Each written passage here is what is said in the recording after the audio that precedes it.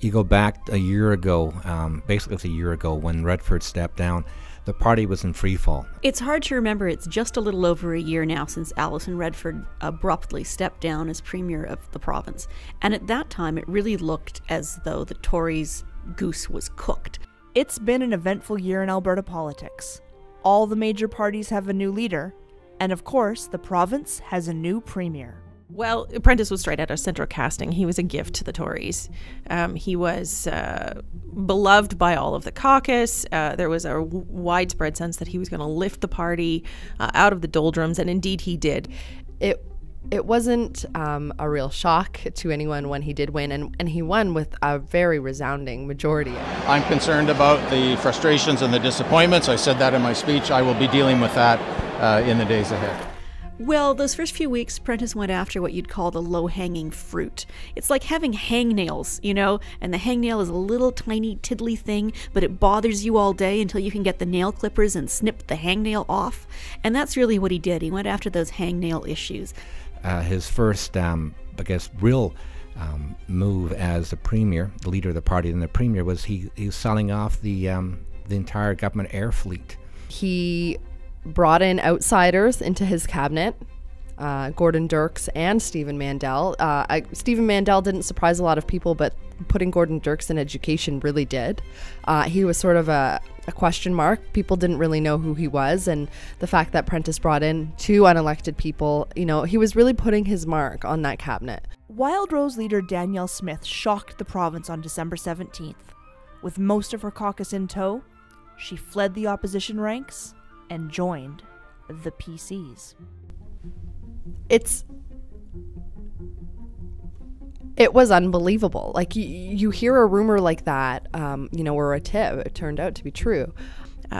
When she did cross the floor and when she brought 9 MLAs with her, that was absolutely one of the most epic days in Alberta politics that I've ever witnessed. And the fallout was really fascinating because, you know, the winner in that scenario was Jim Prentice. He was very clearly orchestrating the whole thing.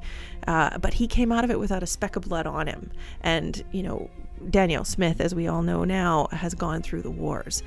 Because of the by-election results, because of the crisis created in the Wild Rose Party, because Prentice was doing so well in the polls with the PCs, that led to that floor crossing last December, where 9 of them crossed, including Danielle Smith. It gutted the opposition, gutted the Wild Rose, and that led to the PCs being on top. With the opposition all but gone, the government turned its attention to the economy and plummeting oil prices. What's been interesting is that in the last few months, Prentice has been telling Albertans that doom is upon us. I think what ended up happening was Albertans were set up for a really bad financial situation, and the actions that needed to be taken, we were told were going to be drastic, and that this was going to be a once-in-a-generation budget, and that this was going to be a budget that Albertans were going to want to go to the polls on because they were going to want to have a say. And I think what we ended up seeing was a budget that was a lot more measured. So the feeling now is that even though it's not a happy budget, it's a saleable budget. It's a budget that the government can actually take out to Albertans who will accept it. And even if they don't accept it, who are they going to vote for? And that is the question. Do Albertans even have an alternative? You know, is the opposition viable in this province? Yes. I think really the politics in this election is going to be about who becomes the official opposition.